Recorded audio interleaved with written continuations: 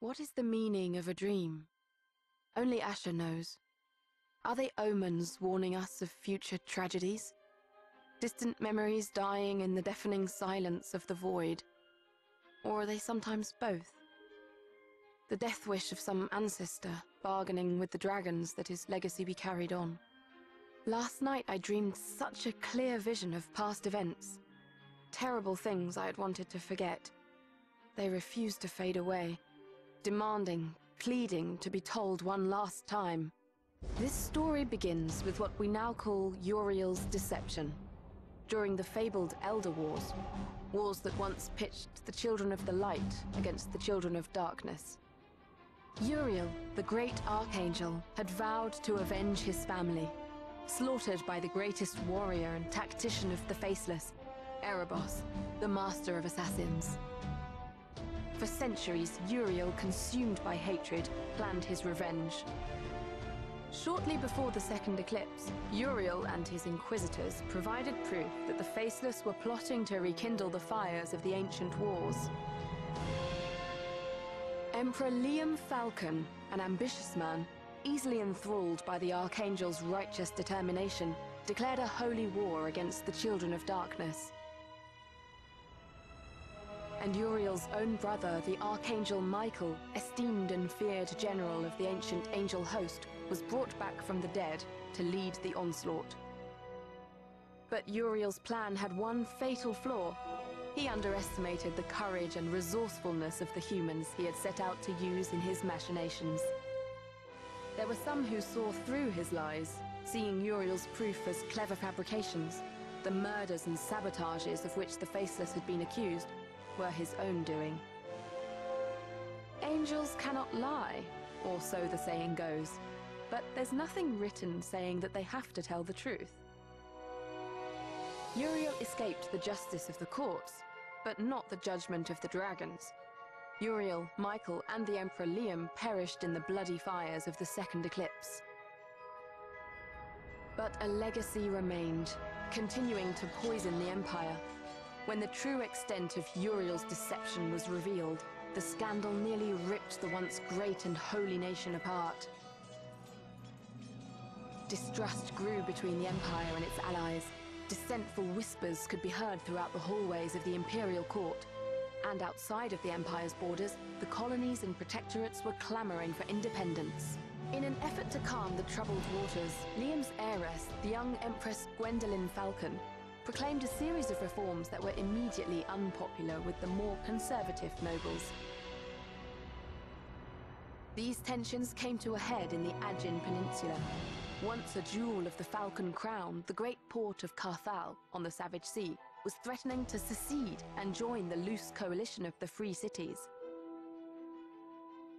Skirmishes were multiplying between the rebels and Imperial garrisons. Brigands were stalking the trade routes, and pirates were raiding the coasts.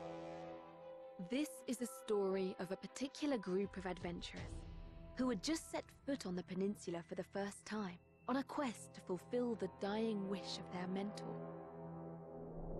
They were called raiders, but would soon be known as legends.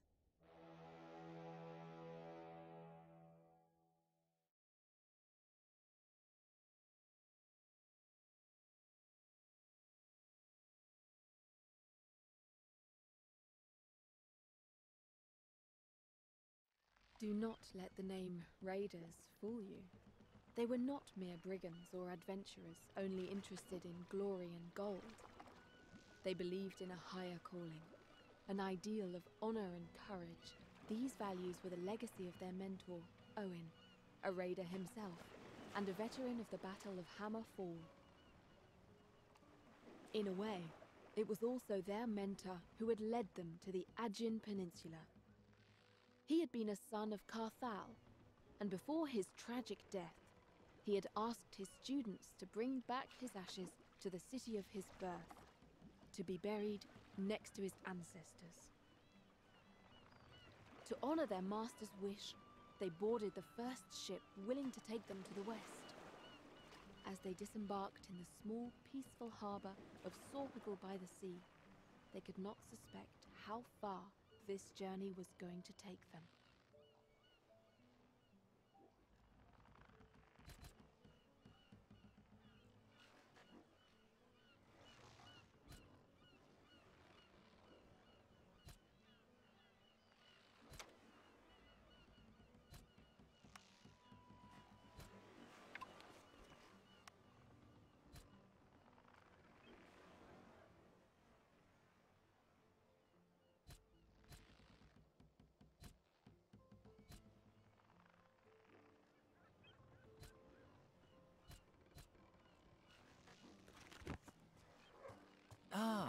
faces. Very good. I suppose you arrived with the morning tide, with that boat from the east. Welcome to Sopagal by the sea. You're raiders, are you not? Adventurers?